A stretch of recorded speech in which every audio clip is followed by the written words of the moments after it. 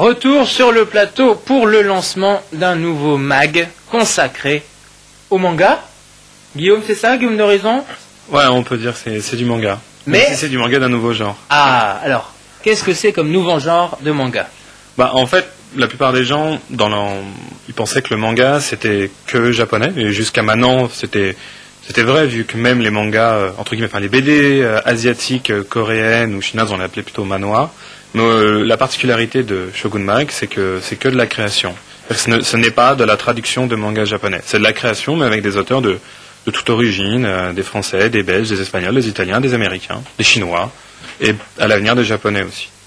Alors comment vous les trouvez les auteurs justement?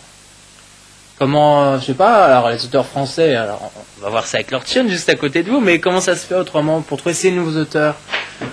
Ça va, Shogun Mag, c'est en fait c'est un nouveau projet développé par les Humanoïdes Associés, qui est de toute façon un éditeur déjà reconnu en France.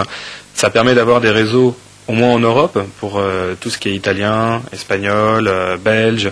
Et dès que des auteurs professionnels qui ont déjà publié sous d'autres formats ont entendu parler que les Humanoïdes Associés se lançaient dans le manga et surtout dans la création, on a été contacté directement par ces auteurs.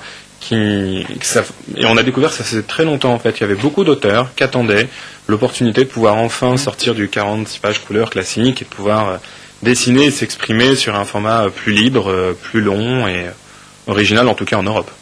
Alors votre voisin acquiesce. Lord Chen, bonjour. Bonjour. Voilà, vous êtes l'un des auteurs donc qui travaille sur ce nouveau projet.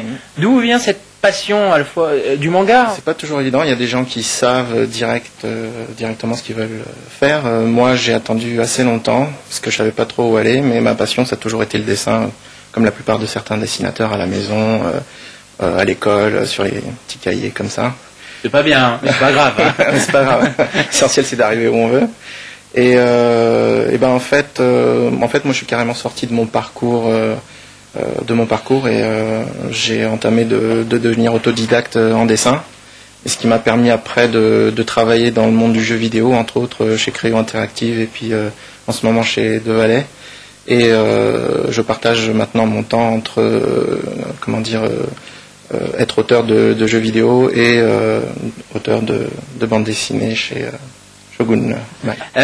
Donc voilà, nos deux invités, Guillaume d'Horizon et Lord Chen, merci à vous d'être venus ici.